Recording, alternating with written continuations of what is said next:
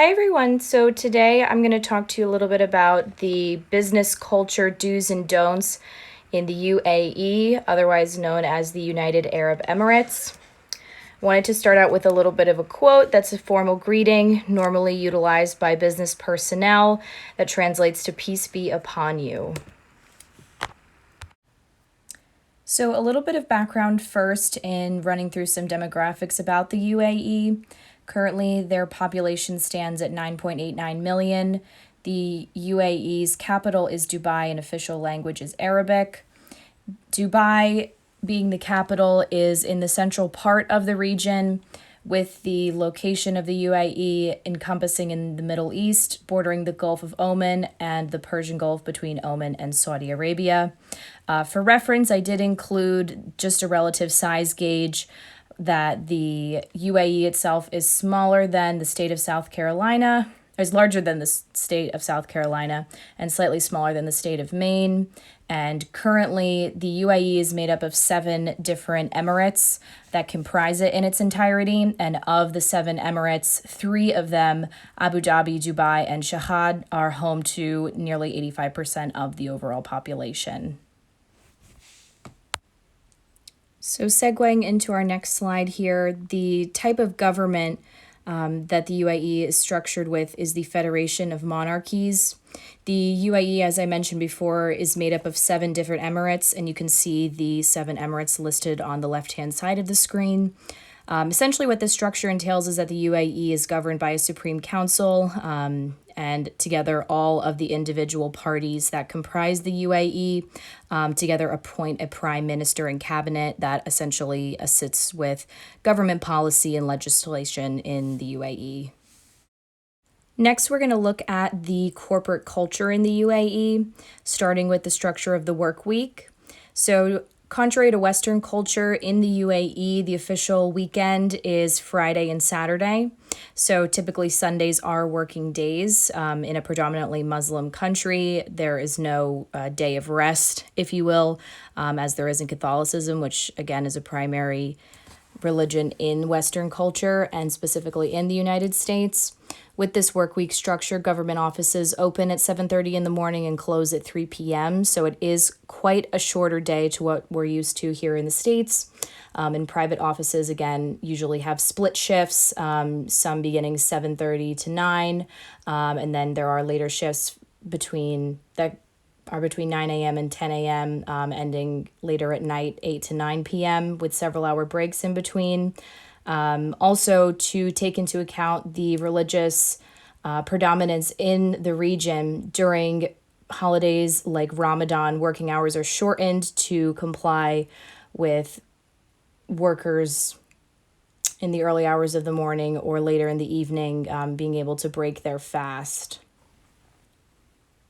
Speaking of cultural norms, the language is one of the biggest cultural differentiators in the UAE. The national language is Arabic. However, with the expat community being so large, English is commonly spoken amongst other languages such as Russian and Hindi, but English predominantly being a secondary language.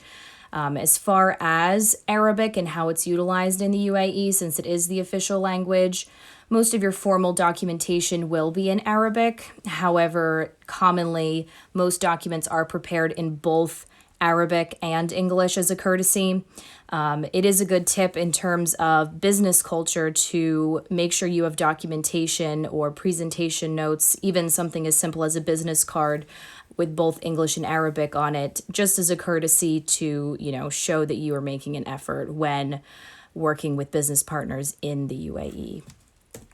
Now, as far as the structure of a meeting in the UAE, personal relationships are really everything, and it's all about who you know, your contacts, and about building a strong network, both in meetings, also in social settings. Informal meetings are the norm for conversations and business proposals alike. In the UAE, it's very common for people to show up to meetings late, anywhere from 15 minutes to an hour. take out their cell phones in the middle of the meeting or walk out of the room. It's very important to have patience and understand that this is the cultural norm and it's not being disrespectful to do these things, nor does it mean that the parties that you're dealing with are showing disrespect. So patience really is key. Meetings should begin with a handshake that is dependent on the individual, which we'll get into a little bit more of later. And small talk should always come before a business discussion. Like I said before, networking is a really big deal when it comes to networking in terms of business, and letting the opposite party start the actual business discussion is a great way to show that you're not just there for the numbers and to make the deal like we're so accustomed to in Western culture, but that you care about the business partners and building an interpersonal relationship.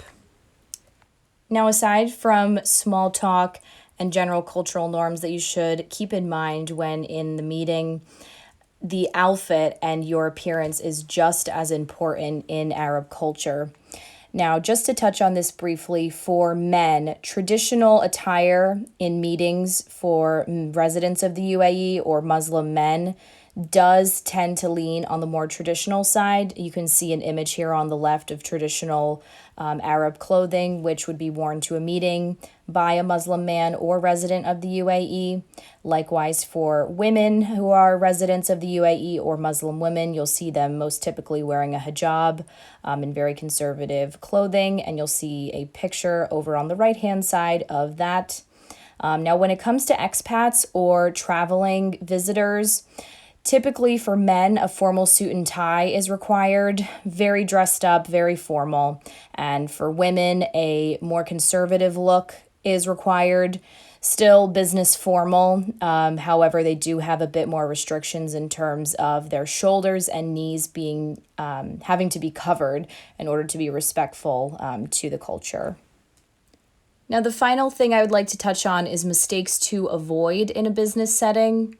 Now, I know we mentioned before that shaking hands was something that should not be initiated.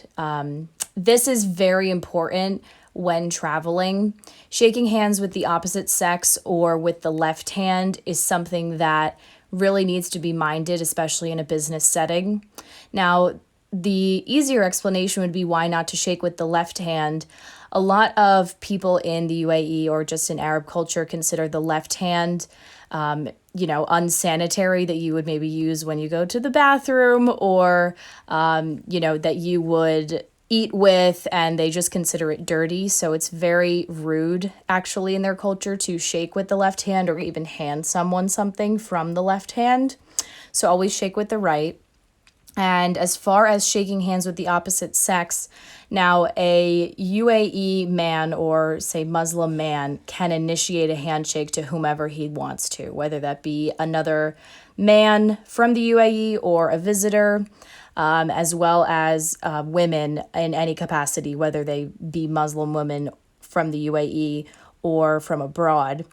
When it comes to foreign men who are visiting the UAE, they should not initiate the handshake themselves. They should wait for their host to initiate the handshake and only extend their arm after someone extends to them.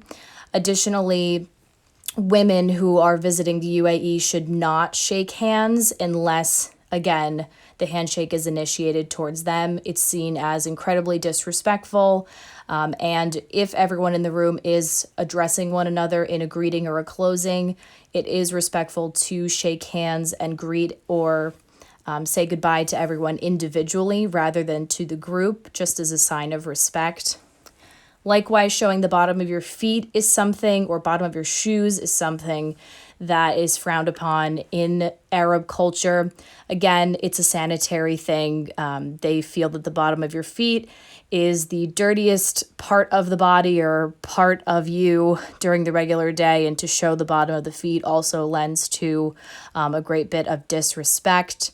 As we mentioned before, there are accommodations made for holidays like Ramadan, including the shortening of the workday. And again, as a courtesy, since Muslims are fasting during that time. Eating in public, especially during Ramadan, is frowned upon. Again, it's seen as disrespectful and a bit ignorant for what's going on. Muslims do not drink alcohol. Alcohol is typically offered at hotels and public tourist places in the UAE, but in a business setting, do not drink alcohol. It is not seen as a classy thing to do, whether you're a man or a woman. And again, showing up empty handed for a meeting is not advisable either. Typically, having a small gift, something meaningful, and again, it's all about networking and interpersonal relationships. So, if you know your business partner likes a chocolate, bring them chocolate, something that is personal to them. So, showing up empty-handed is not the best thing to advise upon. So just in close here, we'll leave off with "until we meet again" is what this quote translates to, and this is a typical goodbye in the UAE in Arabic. And it has been great having you all in class, and best of luck with the rest of your year.